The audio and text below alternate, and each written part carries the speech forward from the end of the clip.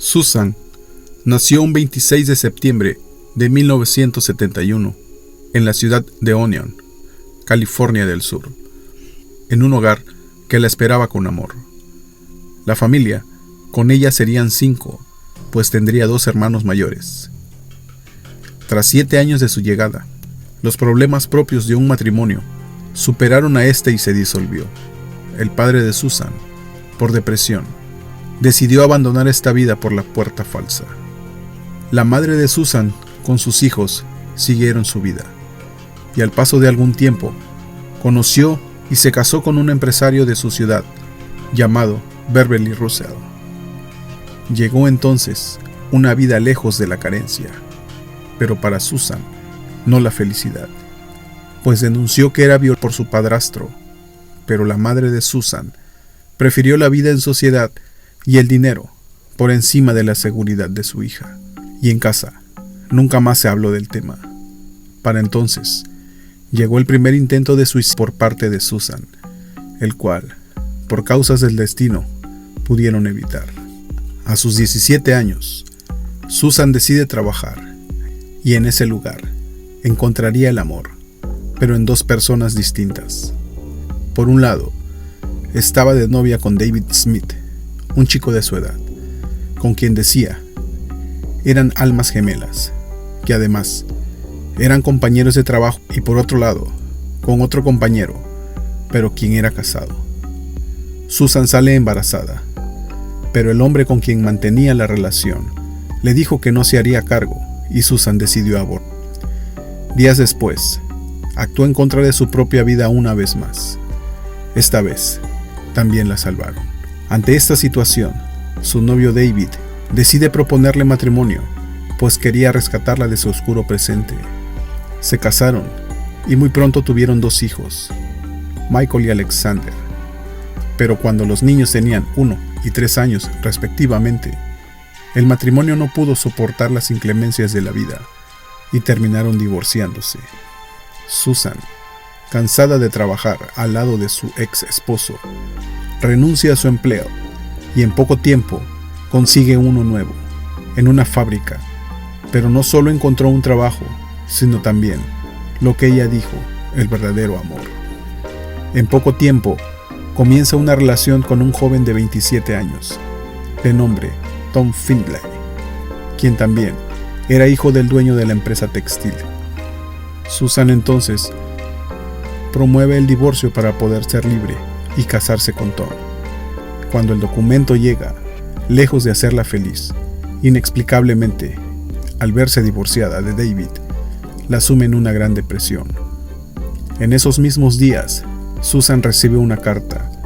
Se la había enviado Tom, y lo que decía en ella la devastó, a tal punto de llevarla a la locura. El joven manifestaba su absoluto disgusto por Susan, criticaba sus actitudes y su modo de vida. De manera tajante, estaba poniéndole un punto final a la relación. Le decía, si quieres atrapar a un buen chico, como yo, algún día, tienes que actuar como una buena chica. Y ya sabes, las chicas buenas no se hacen con hombres casados.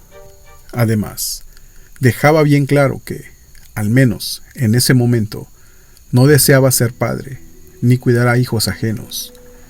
Hay cosas en tu vida que no son para mí, y sí, estoy hablando de tus hijos.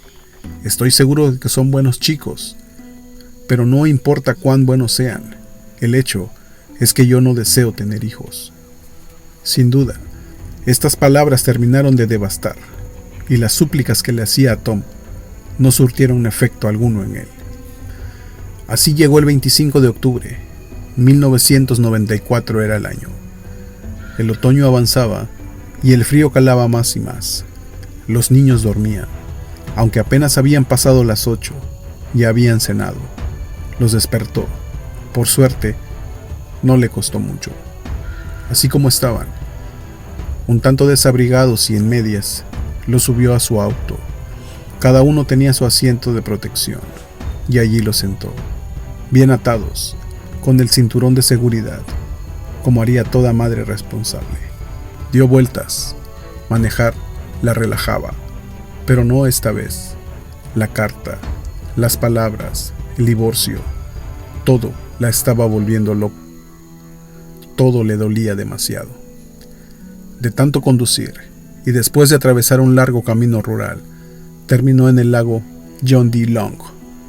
No lo pensó, no podía. Estacionó el auto en una rampa de los botes, sacó el cambio, quitó el freno de mano y dejó que la gravedad hiciera lo suyo. Pasaron 5 minutos y 52 segundos.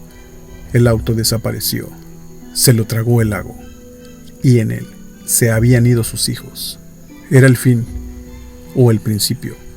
Ella solo salió corriendo y se sintió libre.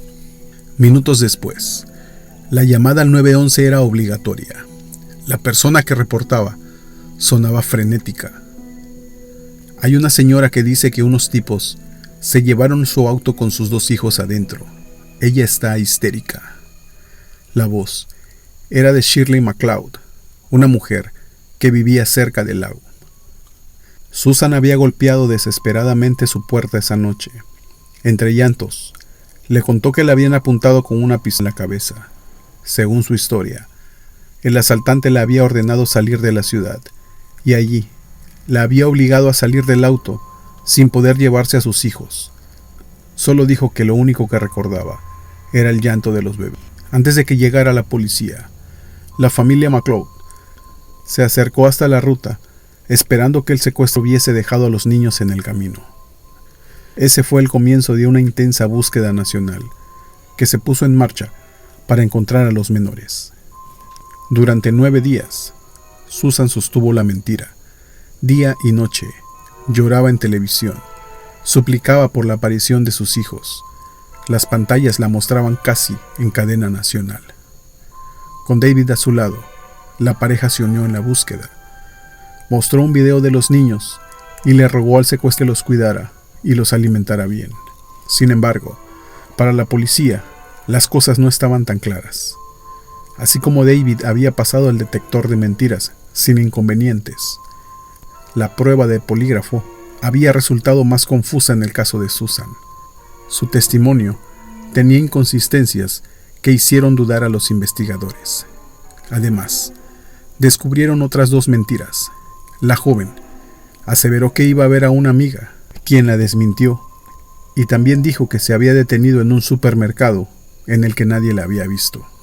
Finalmente, el 3 de noviembre, la citaron para un nuevo interrogatorio. Durante el encuentro, el sheriff fue claro. No le creía ni una palabra sobre el secuestro. Susan se quebró y confesó. Lloraba desconsolada. Como en un estado de trance, le pedía a los agentes que rezaran con ella. Describió todo, hasta el más mínimo detalle. Intentó aclarar que en realidad ella se había querido suicidar, pero que había saltado a último momento del auto. Ya nadie la escuchaba. Ya nadie le creía. Los buzos rescataron el Mazda. Los pequeños estaban adentro. La carta que le había mandado Tom también estaba ahí. La autopsia reveló que los niños estaban vivos cuando el agua los alcanzó. El mundo ahora sabía que Susan los había asesinado a sangre fría, sin el más mínimo atisbo de piedad, para no perder a su amante. Michael y Alexander fueron enterrados juntos en el mismo ataúd blanco con lazos morados que decían sus nombres. Desde ese entonces, descansan en el cementerio de la iglesia metodista. El funeral, al que asistió una multitud, fue televisado. Susan Smith fue juzgada. Mientras la fiscalía mostraba las pruebas del cruel asesinato, el jurado lloró. Tras 10 días de proceso, a sus miembros solo les tomó 2 horas para llegar al veredicto.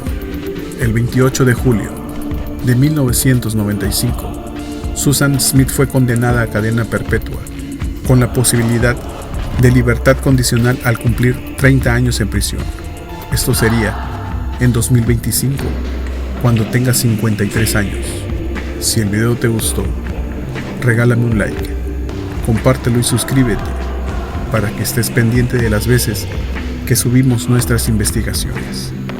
Sin más por el momento, no me despido. Esto fue Relatos que no suelen. Hasta la próxima.